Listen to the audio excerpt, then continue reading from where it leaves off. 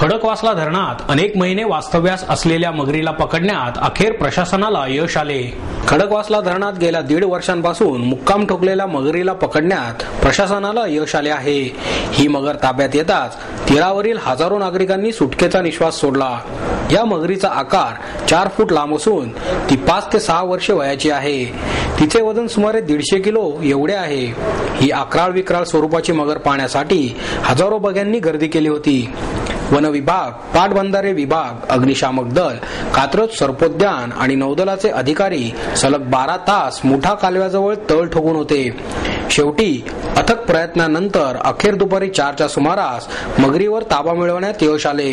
दोरीच्या फासाने मगरीचे तोंड आणि पाय बांधून तिला कालव्यातून बाहेर काढण्यात आले। त्यानंतर जवळपास 20 ते 22 जणांनी मगरीला उचलून वन विभागाच्या वाहनातून कात्रज येथील राजीव गांधी प्राणी संग्रहालयात नेण्यात आले। मुठाच्या उजव्या कालव्यात आलेल्या या मगरीमुळे पुणेकरांच्या काळजाचा ठोका चुकला असतानाच ही मगर आली कुठून हा प्रश्नही उपस्थित होऊ लागला आहे। 2009 मध्ये कात्रजच्या तलावात आलेली एक मगर पकडून वरसगाव धरणात सोडली होती। ही सापडलेली मगर तीच असण्याची शक्यता वन अधिकारी व्यक्त करत आहेत। त्याचवेळी सापडलेला मगरीचा आकार पाहता ते पिल्लू असेल तर आणखीही मगरीचा वावर येथे असावा अशी शंकाही काही जण उपस्थित करत आहेत। पकडलेल्या या मगरीला आता चांदोली अभयारण्यातील वारणा धरणात सोडण्यात येणार असल्याची माहिती वनसंरक्षक दुबे यांनी दिली।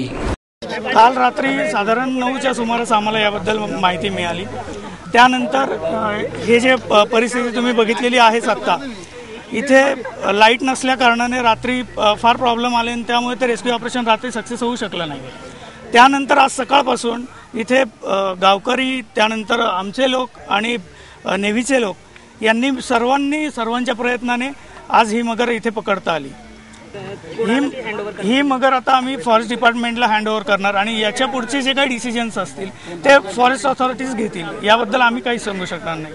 ऑपरेशन काल रात्री प्रथम इथे विजेची व्यवस्था नव्हती, लाईट्स, टॉर्च नाही व्यवस्थित। त्यानंतर जिथे पाणी आहे कॅनलच्या बाजूने तिथे उभं राहण्यासाठी सुद्धा देखील जागा नाहीये चांगली। त्यामुळे स्थिर उभं राहून तिला पकडणं हे मोठं मुश्किल काम तर होतच। त्याचबरोबर मगर पाण्यामध्ये पळत होती सारखी आणि पाण्यामध्ये तिला पकडणं फार अवघड जातं आणि रात्री तिच्यासाठी खूप चांगली सोयीची वेळही होती आणि जागाही होती। पण दिवसा आता आपल्याला सोयीची वेळ झाली आणि जागाही झाल्यात अशा आपण निर्माण केल्या। आज इथे परिस्थिती तशी निर्माण केली आणि त्याप्रमाणे आपण ते रेस्क्यू केलं।